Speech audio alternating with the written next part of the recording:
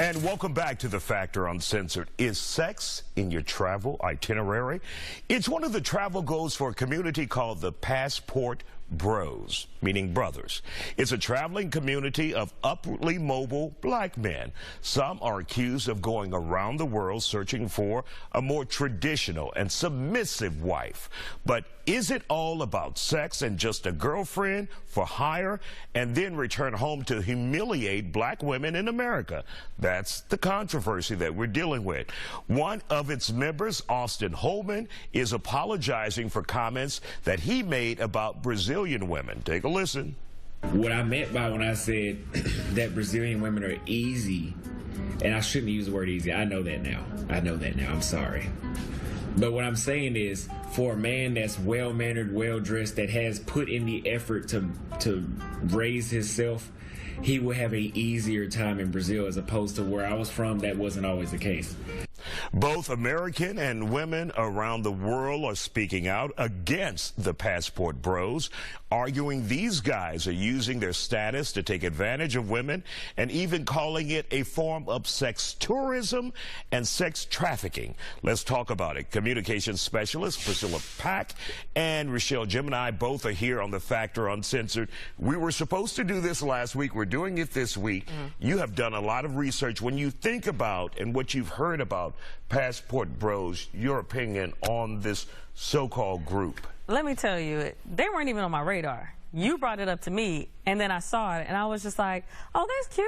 You know, guys go and get their passports. My son just got his passport last week. He's 9, so that's cool. Passport brothers, that's what's up. Then I started doing the research, and I'm like, wait a minute. Because I grew up, you know, with 2-parent household. My parents still happily married. I grew up in love. Some people grew up in survival mode, and maybe they just in a whole nother dimension of trying to find love or trying to find easy situations and everything.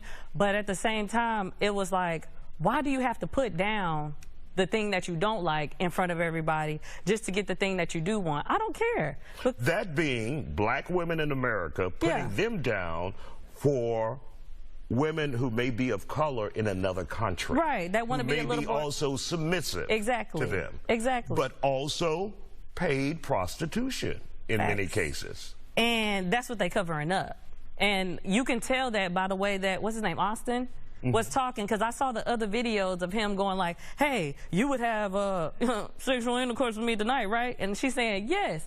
They about to really get a lick on him. That's what's really about to happen. Because I also saw some of the women from overseas saying, yeah, we're just trying to get a lick. You know, they also came out saying, we know these Passport Bros. They not new. So essentially, they're chumps themselves. Yes. They're simply Johns on the streets of America. There might be some that might be actually looking for love that can't find it maybe in America, but you didn't let some rotten apples into y'all group, and y'all need to call the ones out that's not doing it correctly. Because baby, we not just in America. You can claim wherever you want to be anytime. I don't care. Get a passport. Go find your love. But at the same time, don't put down us just because you feel like you've had some rejection. Deal with rejection. Heal. Go do your thing. We don't care. And, of course, we're not talking about all individuals who may travel out of the country.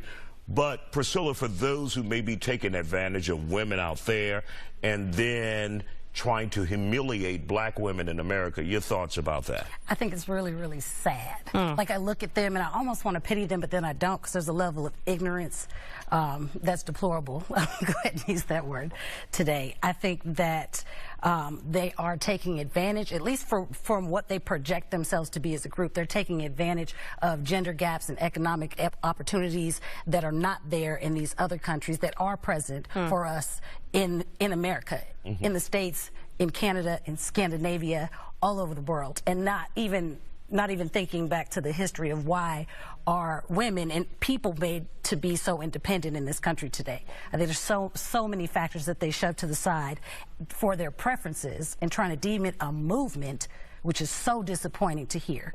The civil rights movement was a movement. Facts. You know, anti-apartheid movement was a movement. Come on. So I'm thinking of passport bros like, this is a shame. You could really take advantage of your opportunity to educate people on how to get a passport, wow. to go overseas, travel the world, and to learn, and not just make it be about sex. And the fact that now you're putting this stigma on people and black people in America, that is literally mushing us down. I hate that I said mushing, couldn't find a better word right there. Right. But We like know what bringing us mushing down. means. Right. They all know. They know.